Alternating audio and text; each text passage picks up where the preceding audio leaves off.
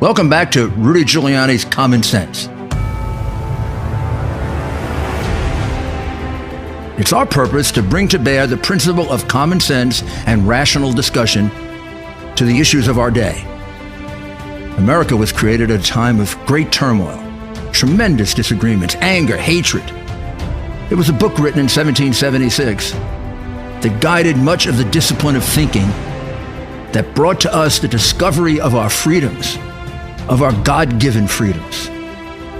It was Thomas Paine's Common Sense, written in 1776, one of the first American bestsellers, in which Thomas Paine explained, by rational principles, the reason why these small colonies felt the necessity to separate from the Kingdom of Great Britain and the King of England.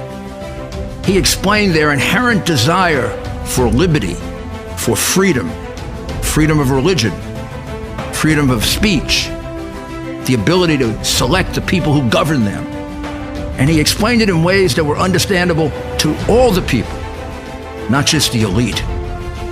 Because the desire for freedom is universal. The desire for freedom adheres in the human mind, and it is part of the human soul. Today we face another time of turmoil, of anger, very serious partisan division. This is exactly the time we should consult our history. Look at what we've done in the past and see if we can't use it to help us now. We understand that our founders created the greatest country in the history of the world, the greatest democracy, the freest country, a country that has taken more people out of poverty than any country ever. All of us are so fortunate to be Americans. We're not a perfect country. They weren't perfect men and women, and neither are we. But they did it better than anyone else, and that has to be our goal, to keep America a leader. But a great deal of the reason for America's constant ability to self-improve is because we are able to reason. We're able to talk, we're able to discuss, we're able to analyze, we're able to apply our God-given common sense. So let's begin. Today, we're going to continue with the trial. And we're going to concentrate on what would be the first two pieces of evidence, the first two witnesses in the trial. Now remember, what we're contrasting this is with the phony impeachment that the House of Representatives, the Democrats, purely partisan, brought against the president for non-impeachable offenses. That would be as if I tried to try someone for non-crimes.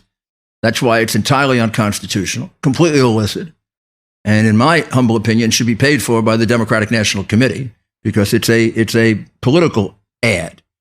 The whole premise, I guess, of that phony political exercise is this theory that President Trump and I were trying to dig up dirt on poor Joe Biden. And nothing could be further from the truth. And I think the trial will prove that. On November 28th or so of 2018, when I first found out about the Ukrainian collusion, I wasn't thinking about Joe Biden. He was the furthest thing from my mind.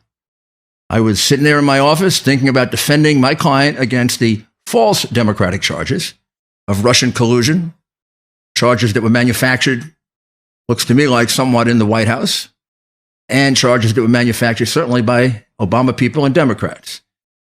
And when I was told that there was evidence of Ukrainian criminality and corruption that made whatever was going on in Russia look tame, if anything went on in Russia at all, I met with the gentleman who had the information. He gave it to me in a responsible way. And then I did what I was supposed to do as a good lawyer. I investigated the case to prove my client's innocence. And the mistake I made was I found, wow, did I find a scandal? Ooh. By the time this is all revealed, I predict Teapot Dome will be somewhere in the small annals of scandals. This is a scandal at the highest levels of both governments. It involves way beyond Joe Biden. we're going to concentrate on Joe Biden because I want to prove to you that what we were doing here was totally legitimate and required. It was a year and a half, 2 years before any election. It was before he announced as president. It was while the president was still being investigated. I actually got it finished before Biden ever announced. And frankly, I never thought Biden would run. Looked to me like he couldn't cross a street without help. But who knows? So today, with just two pieces of evidence, I'm going to show you a provable case of bribery that if it doesn't outrage you, then there's something wrong with your sense of honesty. The background. Mykola Zlochevsky was a minister in the government of President Yanukovych. And this, we're now going back to 2008, 09, 10, 11, 12, 13, that period of time. Yanukovych was what we would call a pro-Russian Ukrainian. He was favorable toward Putin and occasionally would make overtures to the West. He had ministers, and they were called Yanukovych's mafia, because the thing they all had in common was they were stealing from the government and laundering it, much of it through Privat Bank. Zlochevsky was no different. He held several ministries, ecology, environment. But what he did during the time he was in office was he awarded his own company licenses for oil and gas, and very lucrative ones. And his company was operated by his partner, a gentleman named Mykola Listen, and his company was housed actually in Cyprus. So in the very act of getting money into the company, he was laundering it out of Ukraine. So during that period of time that he had to steal like that, the estimates are that he stole about $5 billion. Not the most, by the way. Yanukovych in one deal did $7.5 billion, and that was just one deal. Well, all of a sudden, the revolution of dignity happens. It really begins in 2013. 2014, it breaks out. Happens quick, like these revolutions always happen. And the Yanukovych mafia is basically thrown out. They all run away. Yanukovych goes to Russia, where Putin takes care of him. Zlochevsky goes to, I think it's Switzerland. But remember, don't feel sorry for them. They go where their $5 billion is stashed, or their $7 billion, or maybe the poor one's $2 billion. So the Yanukovych mafia goes around the world.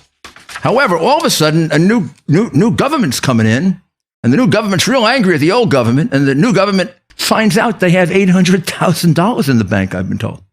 Can you imagine that? I think that's true. I haven't been able to completely verify that. I will try. But they sure as heck have almost no money, because these guys were taking out $7 billion and $10 billion and $5 billion. Zlochevsky, 5. So Zlochevsky's now really afraid. He's sitting there. He's basically in exile. He's got his business. He's got his $5 billion, but now noises are getting made that they're going to come after his business, and they're going to come after his money, and they're going to bring a lawsuit against him in London, and they're going to come after him here and there and there and there. And he's going to be down to being maybe just a millionaire. And then President Obama does Zlochevsky the favor of his life. He names Joe Biden the point man for Ukraine. What that means is Joe's going to be in charge of handing out the billions and billions and billions of dollars to rebuild the country. And he's going to try to make the country less corrupt, which of course turns out to be a hilarious joke because he makes it more corrupt. But we don't know that at this point. Zlochevsky hears about Joe Biden. Zlochevsky's a smart man, and he says, I got to have somebody who's more powerful than Poroshenko to protect me in case they want to come after my company and my money, and my savior is Joe Biden. So, in ways that we will show you, through intermediaries, he makes a deal with Joe. This is the first bribe. The deal is, you protect my company, I get you a lot of money. We know one way clearly, and that is hiring Joe's son, who is obviously not qualified for the job, to be on the board, and paying him between $5 and $8 million. There's other forms of money sent to him that we will develop over the course of this trial, which I think you'll find even, well, probably not more shocking, but just as shocking. So basically, what this bribe starts out as is, this is for Zlochevsky to protect his business against being taken by the government of Ukraine. Now, why do they pick Joe? You're going to find out a lot of reasons why, but I don't think you and I really knew Joe Biden. Like going back to his Delaware days, and his family's been monetizing Joe's public office for years. His brother James, his younger brother Hunter. I mean, this little scheme, they sell Joe's office and they make thousands, and then Joe says, I don't know. This little scheme was going on for a long, long time. It became worldwide when he became vice president and he got the job of point man, because everywhere Joe was a point man, the Biden family enterprise took in now millions. And we'll go through all those too, but let's just stick with this one. But no reason why Zlochevsky, a man of the world, wouldn't know what we didn't know, that the Biden family was in it for money and for big money. So we heard the tape last week. We heard Joe say on tape, you're going to get rid of the prosecutor, and if you don't get rid of the prosecutor, you're not going to get your loan guarantee that you desperately need. As I pointed out to you then, that alone is the crime of bribery. We don't need any more. That's it. It has to be corrupt. Got to add a little evidence that he knew about his son being under investigation. You'll see there's a pile of it. So you could kind of do this on one tape and lots of documents. 3 elements to the crime of bribery, once again: offering something of value to affect public office, doing it corruptly. Something of value, a loan guarantee, affecting public office, firing the prosecutor, corruptly getting the son, and remember the first bribe, and Zlochevsky, and Zlochevsky's company, and Soros's company, and out of trouble. So there's plenty of corruptlies. But now we also have witnesses. And the first witness, if I were doing this at a trial, would be a man named Victor Shokin. On January 23rd, 2019, I interviewed Mr. Shokin by Skype. And you're about to see his testimony, and he said pretty much the same things, both in the testimony he gave me during that Skype, that he was fired because Joe Biden didn't want him investigating Burisma and Hunter Biden and Zlochevsky, and that he held back the money unless Poroshenko did it. He'll give you a whole history of how he was harassed before that. I'm going to tell you something else that's very surprising. And we'll hear it from him. So let's take a short break. And then when we come back, you'll be listening to my questioning of Victor Shokin, which took place a few months ago live in Kiev. Of course, on tape now, but live then. So now it's time for us to hear from our first witness, Victor Shokin, who will give us what I would call the background and the beginning of all this in his own words. And this will be corroborated by lots of other people, but this is the first witness and a very important one, the former Prosecutor General of Ukraine, Victor Shokin. So this is a few questions to Mr. Shokin. He spent 2 days with us, so I know he's quite tired, and I know he's been very, very generous with his time. So I'm going to do this quickly as a summary of what you testified to. Несколько вопросов. Мы знаем, вы уже утомились. Вы 2 дня провели с нами, поэтому я постараюсь очень коротко суммировать все, о чем мы говорили. First of all, Mr. Shokin, you were the Prosecutor General of Ukraine from what date to what date? What were your... Прежде всего, в какие даты вы были генеральным прокурором в Украине? С 10 февраля 2015 года From February 15th, 2015 по 3 апреля 2016 года. Till April the 3rd, 2016. And when you came into when you came into that office, there was already a case against Burisma. Is that correct? Когда вы вступили в должность, дело Бурисма уже было в рассмотрении. Да. Yes. And the case involved money laundering, abuse of power, some other, there was 5 or 6 cases. Isn't that correct? Mr. Shogun, it was not just one case. It was a number of cases. Правда ли то, что там была на самом деле целая группа дел, которые можно категоризовать по некоторым направлениям? Ну, дело в том, что там действительно было очень много дел, но эти дела представляли единое целое. Они касались буризмы, разных направлений незаконной деятельности, но одной организации буризмы. Actually, yes, there were quite a few particular separate investigative cases, but they were all concerning one company. That's why they were combined into one investigative And just to simplify it, the basic problem with Burisma is that Mr. Zlochevsky, who owned it, had been a minister of the government. Мы правильно понимаем, что основная проблема была в том, что господин Злочевский, который является владельцем, одновременно был министром в правительстве Украины. Да, действительно, он был министром, и действительно, используя свое служебное положение, он получил или взял себе, незаконно взял себе, по-моему, 7 или 9 разрешений на добычу газа. Absolutely, yes. While being a minister in the cabinet of ministers, he illegally issued to himself 9 licenses for mineral resources, exploration. Did he say illegally? Незаконно. Незаконно, я сказал незаконно. 9 licenses are... 9 лицензий. Я точно не помню, 7 или 9. Ну, About 9. These are licenses so that the company has a right to explore the mineral resources which are in the country. And there came a time when Mr. Zlochevsky left the country. Isn't that correct? И примерно в это же время господин Злочевский покинул страну. Ну, страну он покинул раньше, еще покинул страну в 2014 году. No, he left Ukraine much earlier in 2014.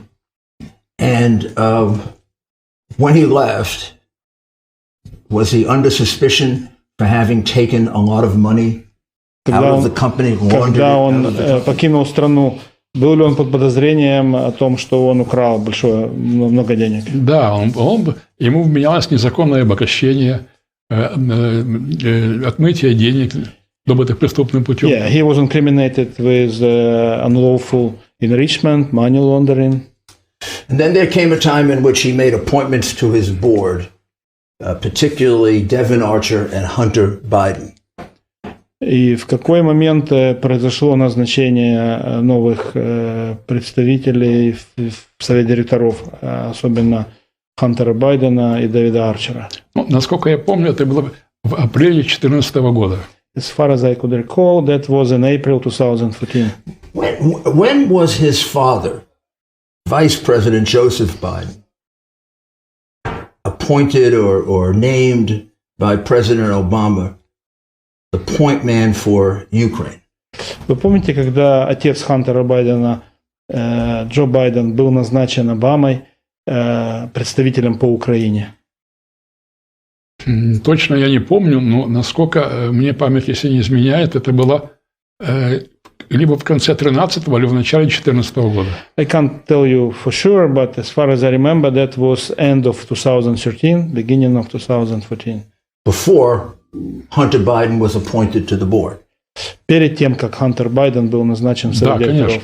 Definitely, yes. So as you can see, Hunter Biden and Devin Archer were not appointed to the board until after Joe Biden was named the point man for Ukraine.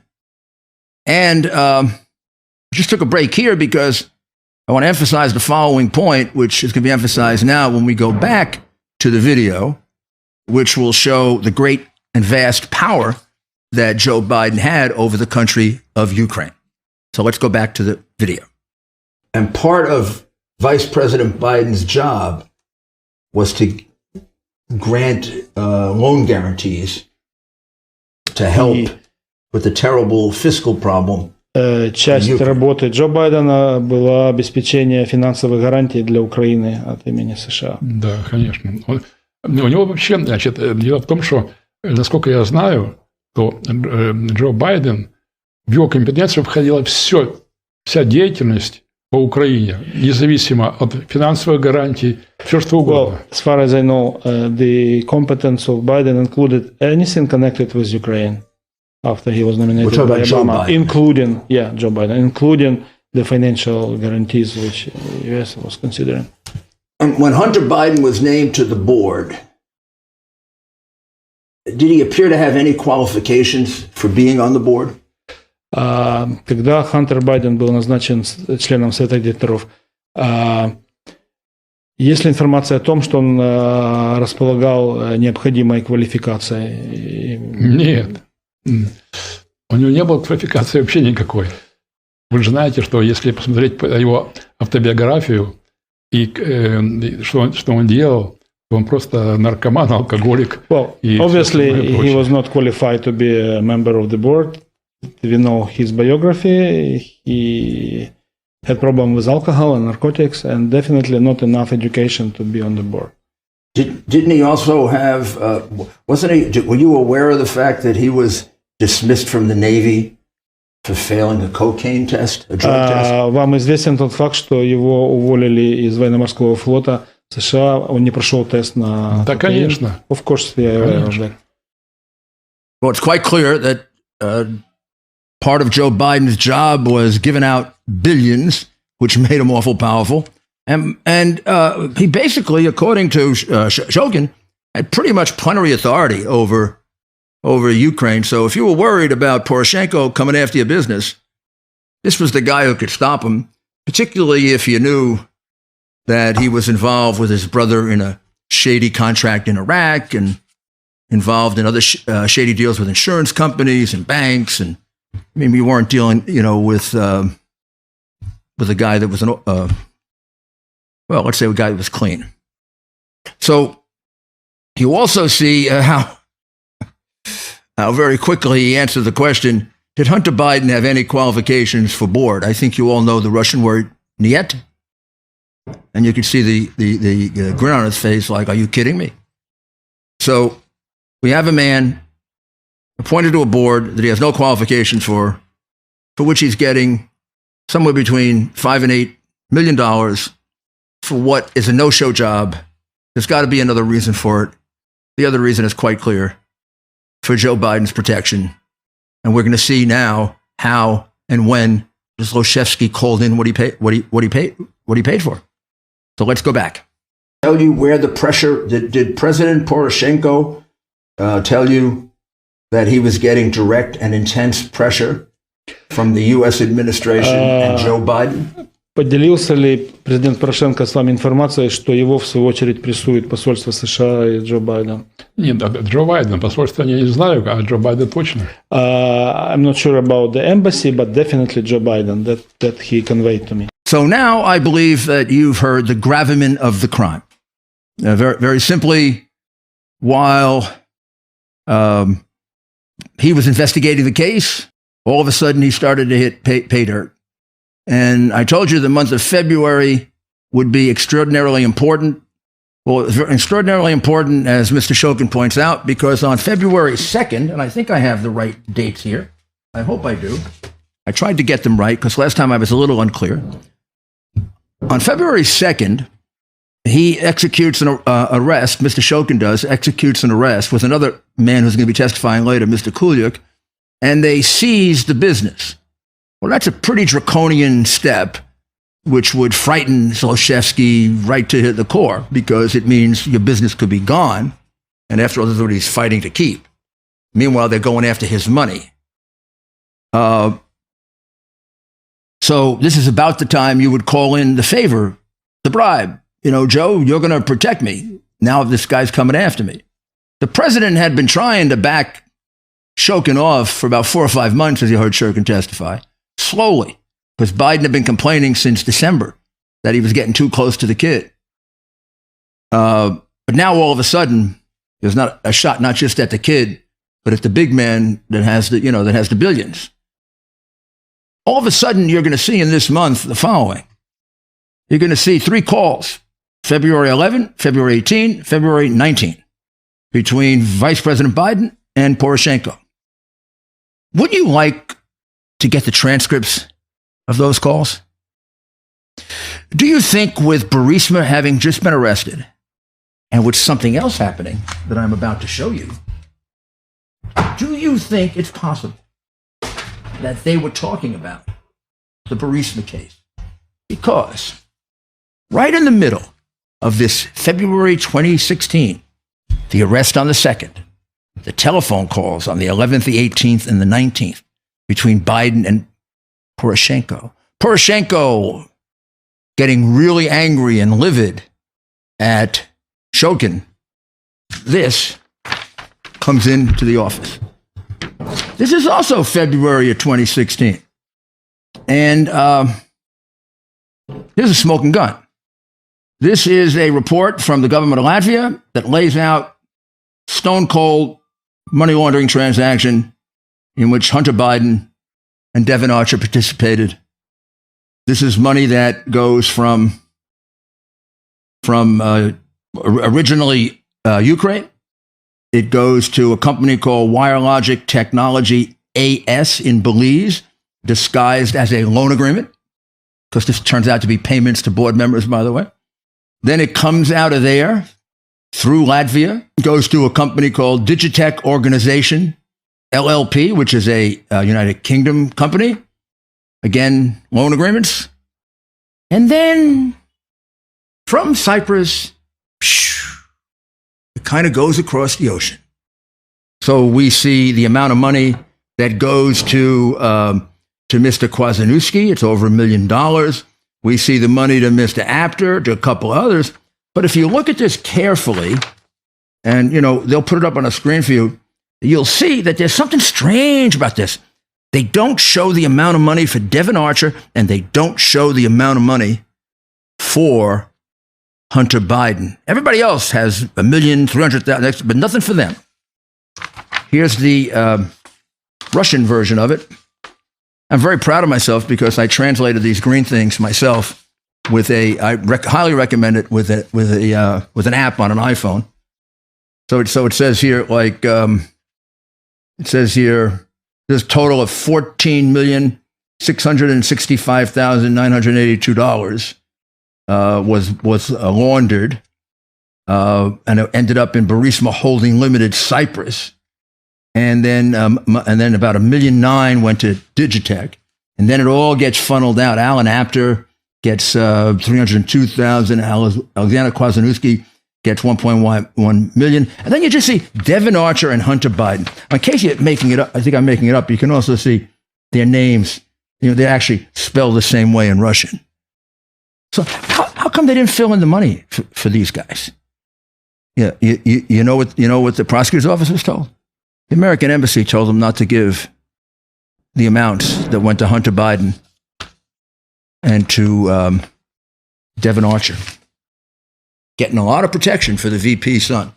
Also, you're going to see connected to this, as the evidence unfolds, conversations in the State Department trying to protect Burisma. Conversations all around the Obama administration trying to protect this corrupt, scummy situation. This is corruption, ladies and gentlemen. This isn't government. This is corruption. This is what you call selling out your oath of office for 24 pieces of silver, except it's a lot more money than 24 pieces of silver. This is selling out the United States of America. Here's the organized crime chart attached to it that the Latvians send, including Hunter Biden. This is a disgrace to our country. You know the biggest disgrace? That this isn't being investigated. But we'll get into that. So these are the documents. That's the testimony. And that's why he got fired in February of 2016. He raided the office. He got a stone cold money laundering transaction. Biden's on the phone with him 3 times. Biden, in his own words, forces him out of office. And and they tell you that this was debunked. Liars. And they tell you there's no proof. What did I just show you? Proof. Liars. And why are they covering it up? Because you're going to find out there's a lot more involved in it than just Mr. Biden. A lot more.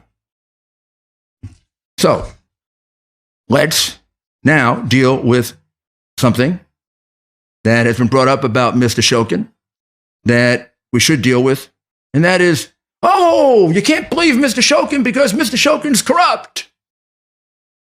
By that standard, I'm not trying to be funny now, but by that standard, it'd be tough getting witnesses in Ukraine at that level. And Biden was not exactly so worried about corruption when he was dealing with Poroshenko, who was the biggest thief in Ukraine, or his prime minister, who was just as big a thief, who he never asked for them to leave. How come of all the corrupt people, the guys who were sending $20 million to the Clinton Foundation, the ones who were laundering illegal campaign contributions to Clinton, how come the guy he picks on is this guy Shokin? So let's listen to this testimony by Shokin about just how corrupt he is. Before you got to the point where Mr. Poroshenko told you that you had to resign, how many times did President Poroshenko, how many times would you say he complained to you? Вы не могли бы дать примерную оценку, сколько раз с момента, когда начались эти намеки и просьбы, до вашего увольнения, сколько раз Порошенко пытался вас как бы... Ну, это было неоднократно, я не могу сказать. Ну, вот 5. Он говорит 3, 4, 5. Может, раз 5, наверное, 6, может 7. You see? Мне сказать сложно. 5, 6, 7, more than 5, definitely. It was not... And then there came a time, if I'm reading your affidavit correctly in the prior statement, I was forced to leave office under direct and intense pressure from Joe Biden and the U.S. administration. In my conversations with Poroshenko at the time, he was emphatic that I should cease my investigations regarding Burisma. When I did not, he said that the U.S., via Biden, were refusing to release U.S. dollars $1 billion promised to Ukraine. He said he had no choice, therefore, but to ask me to resign. Do you remember that conversation with him? Мэр прочитал часть вашего заявления о том, что поскольку Байден увязывал предоставление инструмента американского на $1 миллиард с вашим увольнением, у Порошенко не осталось никакого выхода, как, собственно, вас уволить. Вы об этом пишете? Ну, не совсем так. Там немножко и так написано. Это мне не осталось другого выбора, как уволиться, потому что уйдет страна, а я человек нормальный, понимаю, что деньги нужны. Almost the way it's written there. Yes. The fact is that I am as a patriot, I was put in a situation where I have to quit. So that my country gets that money. Совершенно правильно. Ты же ведь понимаешь, что идет война, нужны деньги, и это то, и то. Давай иди, потому что... Yeah, Mr. Shokin just adds that that conversation contained that, we are waging the war, we need the money, you just have to quit so that the country gets the money. Was that one conversation or more than one conversation? Это было один разговор или тоже несколько подобных разговоров было? Не, о деньгах, по-моему, раза 2-3 было о деньгах. Well, it was 2 or 3 times. Mentioning the money. Потому что дело в том, что надо понимать, что я не очень хотел увольняться. Я не понимаю, почему я должен увольняться. Я должен понимать. He didn't want to quit. As you can see, Mr. Shokin did not want to leave his job. So any question about this being voluntary in any way, Mr. Shokin makes it quite clear that he did not want to leave his job. It's also important to clarify the date on which he was actually asked to leave, because so many of these events happened in February, which I will explain to you in a moment. So let's go back and let's listen to what happened in February and also the real reasons for the resignation and how it was made clear. Yes, that's it.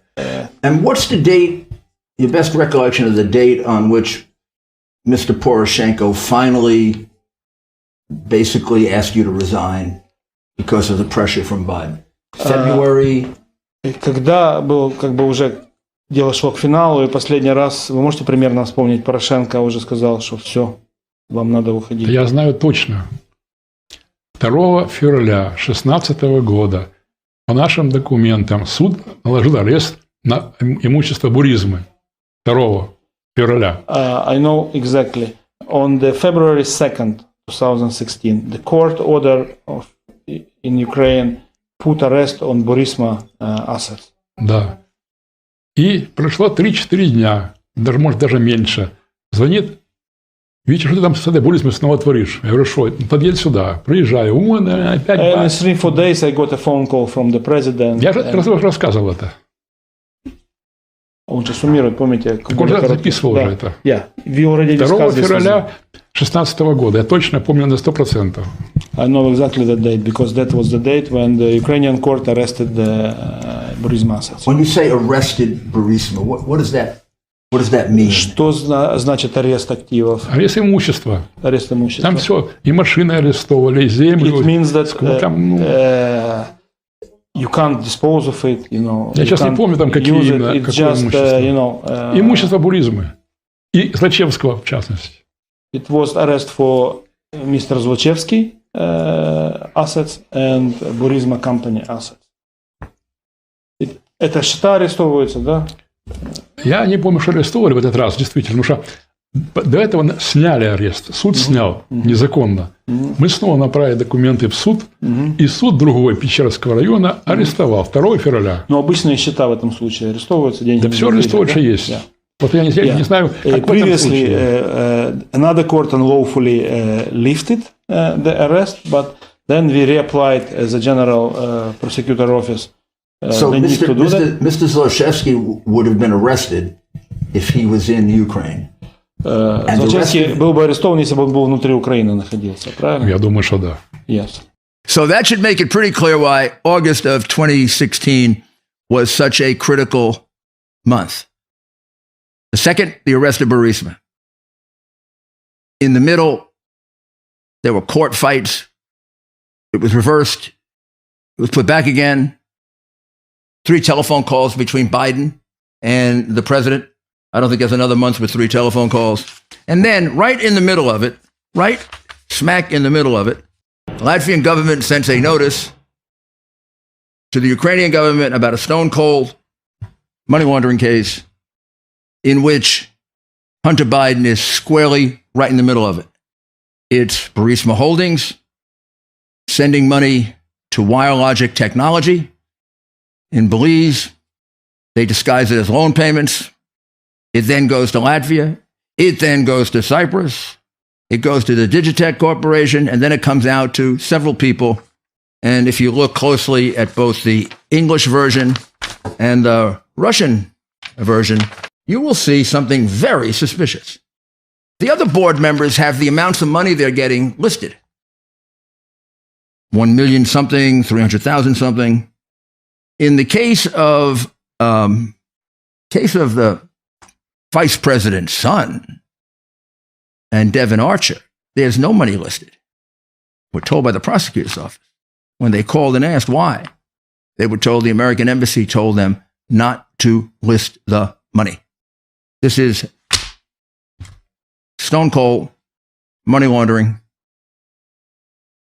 Why this isn't being investigated by our government gives you a sense of the double standard that we're living with and the fact that something's gone wrong in our justice system, because this is crying out for investigation. It's about as corrupt as it gets. As corrupt as it gets. Once again, February was the big month. February is the month of the arrest of Burisma, the court case on Burisma, Biden leaning on Poroshenko 3 times, Poroshenko constantly coming in to see to see Shokin telling him he better stop, he better stop, he better stop. The wire transfers come in. Hunter Biden clearly involved in it. And then Biden pulls the trigger, tells him you're not getting your money. Poroshenko fires Shokin. And now, let's see what happens after he's fired. But the president made it clear to you that the real reason he wanted you to resign was because of the pressure from the U.S. administration and Biden. Но, Because otherwise they wouldn't get the $1 billion loan guarantee. но вместе с тем президент объяснил, что реальная причина состоит в том, что есть давление со стороны Байдена. Байден требует тебя уволить. Yeah. Literally, Biden demands that you are dismissed. And over the next couple of weeks, we'll play more of Shokin's testimony. These are the key ones having to do with the bribe. There's more. I thought it'd also be important to show you two other things very quickly about his testimony. First of all, this whole issue about his being corrupt. There was a good deal of investigating done about that. And let me just let you hear his testimony about it, and then I'll show you the documents. Thereafter, you were not involved in it, but you, from the outside, found out that Lutsenko was named to replace you. После вашей отставки вы, естественно, узнали, что назначили Луценко, когда его назначили. Я знал это раньше еще. I knew it before he was officially. And that the cases ultimately were dismissed. И то, что в конце концов дело Бурисма было как бы действительно... Дело было незаконно прекращено. Yeah, unlawfully stopped. And Zlochevsky was able to come back without any penalties. И в итоге Злочевский имел возможность вернуться в Украину без всякого наказания. So he benefited from this bribery as well. То есть Злочевский получил выгоду от этой взятки, получается. Ну, конечно. Of course. Do you know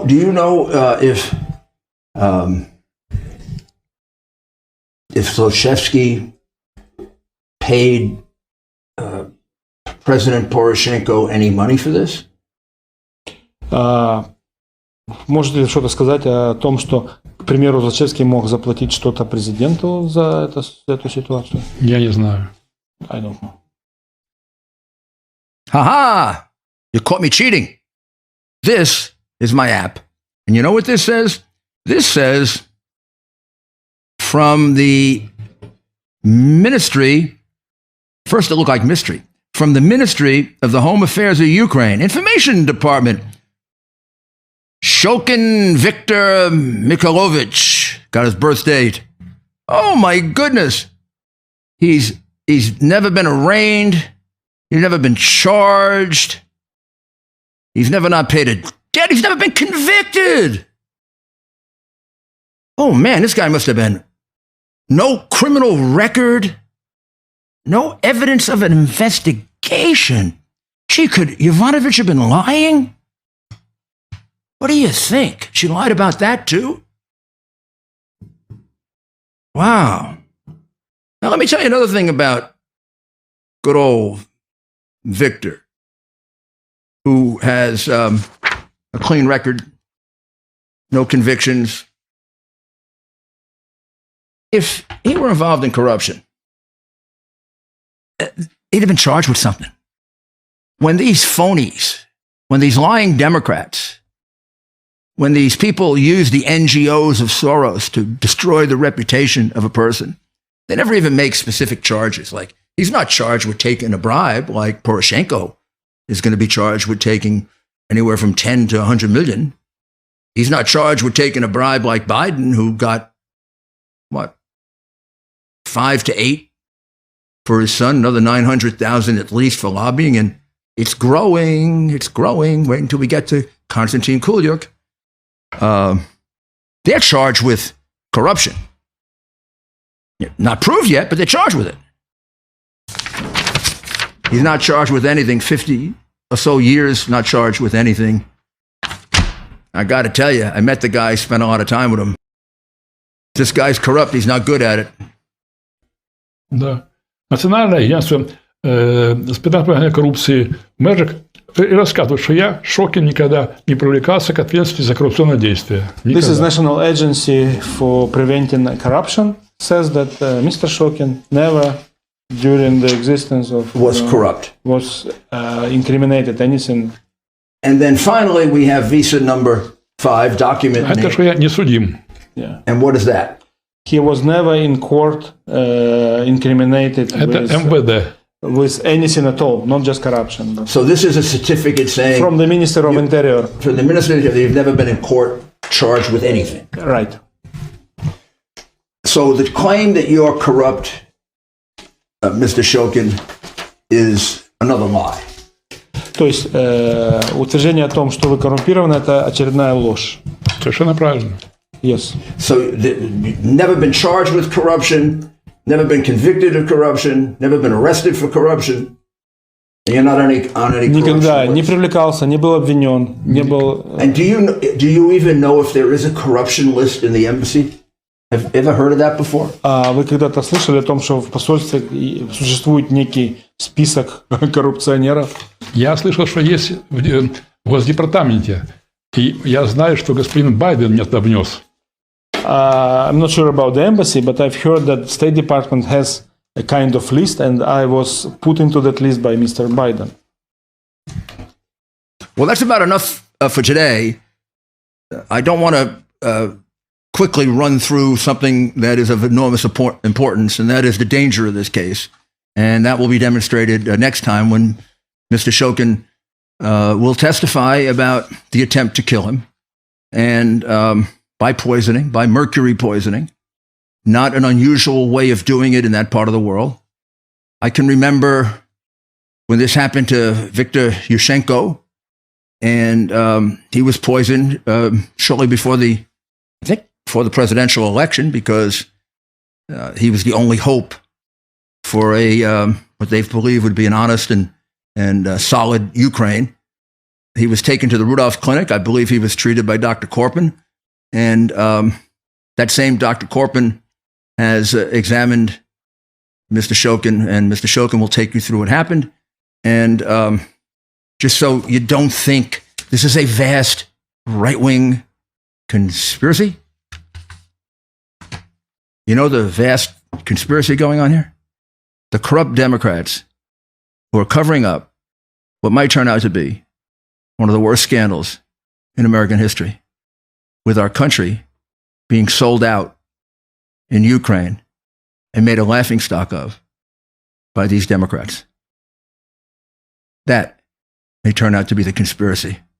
But let's just stick to this one, because I think we've done a pretty good job of proving the Biden family corruption conspiracy. But if you have any doubt, this is Dr. Korpin. I've had it translated from German. Next time when we come back, we'll show you the German too, so you can do your own translation. Primary diagnosis: mercury poisoning. The records will go into some detail as to how this could not have been accidental. The amount involved was life-threatening, lethal. The man has suffered permanent damage to his internal organs, and he's undergoing treatment for it. And this wasn't an accident. It happened in September of last year, just at the time that it was being revealed that the president of Ukraine was deeply involved in this. And there were articles in the newspaper that his house had been raided and that it was alleged he received a $100 million bribe as part of fixing the Burisma case. So, ladies and gentlemen, there's a lot more to come. You probably don't believe me if I tell you this is the tip of the iceberg. It is. I think we pretty solidly showed Biden's crimes, but there are a lot more to come. So come back. We'll be with you very shortly with another episode. We'll continue with the attempted murder of Shokin, and then we'll go on to the 7 or 8, 9 other witnesses and the 12, 15 documents and tapes that we have that prove this case, maybe 5 or 6 different ways. Thank you.